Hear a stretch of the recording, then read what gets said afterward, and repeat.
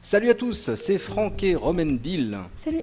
On se retrouve aujourd'hui pour une vidéo de Project Hacker sur DS, un jeu Nintendo développé par Red Entertainment. C'est de l'aventure et pour l'instant on n'a pas de date prévue sortie en France. Ouais, pour l'instant il est disponible qu'au Japon, on ne sait pas du tout s'il sortira chez nous. Hein. D'accord. On vous le présente quand même. Hein. Alors c'est un jeu d'aventure. Un jeu d'aventure à base de texte, un petit peu comme à la limite Phoenix Wright. Sauf que là on n'est pas dans un contexte avocat, tribunal, tout ça. On est plutôt, on incarne un jeune garçon qui est un petit génie de l'informatique. Et donc on va mener, bon plus ou moins, c'est pas vraiment des enquêtes, hein, mais on va essayer de découvrir ce qui se passe donc, dans cet univers, sachant qu'un beau jour, donc, le garçon qui s'appelle Satoru va découvrir que sa chambre, son appartement a été fouillé, et des hommes en noir le pourchassent, qui serait apparemment à la poursuite d'une certaine disquette, d'un certain CD. C'est X-Files ton truc. Ouais, donc il y a plein de choses à découvrir. Et en fait, ce qui est intéressant dans le jeu, c'est que il est un petit peu basé sur le domaine informatique, c'est-à-dire que là, par exemple, on va pouvoir aller dans un cybercafé pour consulter des sites web. Ouais. Donc sachant que tous ces sites web, c'est des faux sites web qui ont été créés par les développeurs. Et qu'on va quand même pouvoir explorer, et vous allez voir qu'il y en a quand même un certain nombre, donc ça c'est assez intéressant. Après, donc je précise quand même, donc ceux qui voudraient se le procurer, sachant qu'il y a énormément de textes dans ce jeu, et pour réussir à résoudre les énigmes, il vaut mieux quand même avoir une bonne connaissance de la langue, parce que sinon vous allez voir que vous allez être un petit peu perdu. Donc là on va explorer les sites internet, donc vous avez des liens hypertextes et vous cliquez sur ce qui vous intéresse. Donc là je sais que je dois enquêter sur une certaine entreprise hâte, donc j'ai trouvé ça. Et après, à partir de là, je vais essayer de fouiller les sites, de voir s'il y a des choses intéressantes. Donc on a un mémo sur lequel on peut noter tout ce qu'on veut. Et donc dès que je vois quelque chose de suspect, je peux noter quelque chose dessus. Donc là par exemple, à tout hasard, hein, on va regarder, on a des informations, notamment au niveau des chiffres. On a la date de naissance du personnage, donc je vais marquer par exemple qu'il est né le 29/10. Et on sait jamais, ça pourra peut-être me servir plus tard. D'accord. Donc sinon, voilà, il y a des liens, on essaie d'explorer. Et ce symbole en bas à droite nous indique que notre ami a détecté une information qui pourrait nous être utile. Ton ami qui a le grand pull rose. Qui a le grand pull rose. Voilà, d'accord. Alors elle n'est pas aussi calée que nous en informatique, mais par contre, elle a un bon esprit de déduction. Et elle va nous être quand même assez utile dans les enquêtes. Là, on est arrivé là-dessus un petit peu par hasard, à partir du site de Hat, et on se rend compte que apparemment le chef d'entreprise serait un passionné des jeux d'échecs. Donc ça aussi, ça peut nous servir. Donc tu notes en japonais, sur ton mémo, échec.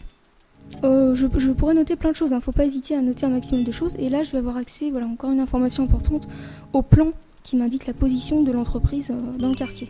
D'accord. Donc on va s'y rendre. Donc là, on a vu, on a des phases de recherche. On a des phases dans chaque lieu, on peut interroger donc, les gens qui nous accompagnent. On peut fouiller chaque coin de la pièce. Par contre, ce qui est un peu dommage, c'est qu'on peut pas, par exemple, avec le stylet, cliquer sur chaque lieu qui nous paraît suspect. On a un choix. D'accord. Tu dois aller tu dois faire telle chose à tel endroit, voilà. Mais voilà, c'est assez limité. T'es pas super libre. Quel que soit l'endroit du Japon où on le retrouve, elle a toujours le même pull rose. Du début à la fin. Pour l'instant, elle n'a pas changé, donc bon, mais c'est pas très important. Pourquoi si, c'est important. Important. Bah, remarque, je pourrais le noter dans mon carnet, on sait jamais, c'est peut-être plus important que je le crois. C'est un signe, moi je dis que c'est un signe. Donc un jeu d'investigation. Voilà. Et est-ce que c'est un bon jeu d'investigation ? Bah, moi pour l'instant ça m'a paru pas mal. Évidemment il faut quand même bien s'attacher à l'histoire parce que c'est quand même ce qui prédomine dans le jeu. Là on le voit, il y a énormément de dialogues. Donc après pour résoudre les énigmes c'est pareil, hein, il faut savoir chercher, il faut deviner un petit peu ce qu'on attend de nous. Donc attendre une localisation si jamais elle a lieu. Mais l'histoire me paraît plutôt pas mal. Les énigmes, bon, pour l'instant, sont pas très très nombreuses. C'est souvent un système de mots de passe à trouver, des codes, puisque tout est lié à l'informatique. Il y a quand même quelques mini-jeux, donc de temps en temps. C'est des mini-jeux, bon, non seulement ils sont rares, mais ils sont aussi, on va dire, ils sont pas extraordinaires, quoi. Donc, est-ce qu'on a une chance de le voir sortir en France, ce jeu ? Je sais pas du tout. Pour l'instant, on peut pas le savoir. Il n'y a aucune piste, on sait pas. Non, parce qu'il est sorti récemment au Japon, donc on peut pas dire encore. D'accord. Bon, est-ce que tu veux rajouter autre chose quant à ce jeu qui s'appelle Project Hacker, qui est tout en japonais ?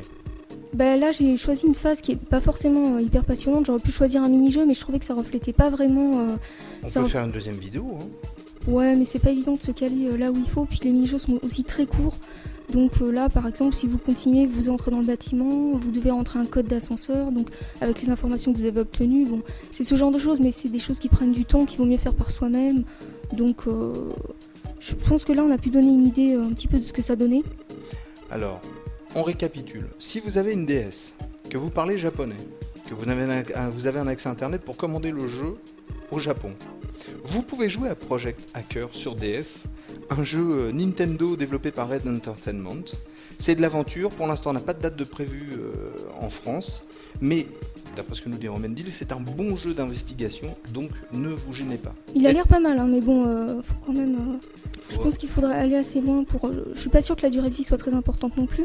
C'est le genre de jeu, il y en a énormément des jeux comme ça au Japon. Chez nous, c'est pas encore très connu, donc je sais pas si le public apprécie énormément ce genre de choses, mais par exemple, ceux qui ont aimé des jeux comme Phoenix Wright, peut-être qu'ils pourraient être tentés par ça. Et ben voilà. Bon bah écoute, moi je te propose qu'on se quitte sur cette vidéo. On regarde, tu regardes, peut-être que quand tu auras peut-être avancé un peu plus, on pourra en faire une deuxième. Bah, j'ai avancé d'ailleurs, je voulais préciser qu'à partir de la deuxième mission, on a accès à un PC portable. Et en fait on peut chercher à tout moment sur les sites internet des informations, alors que dans la première mission on est obligé de se rendre dans un cybercafé pour réussir à faire les déductions. Là voilà, c'était par exemple le code dont j'avais besoin, donc si je reprends mon mémo, je marque le code, je crois que c'était ça, je suis pas sûre, c'était 2910. Ouais, donc c'est des petites phases comme ça qui vont tester si vous avez bien suivi. Après, bon, on peut hacker certains PC, donc il faudra downloader des fichiers, donc ça demandera par exemple un certain timing ou alors une certaine rapidité.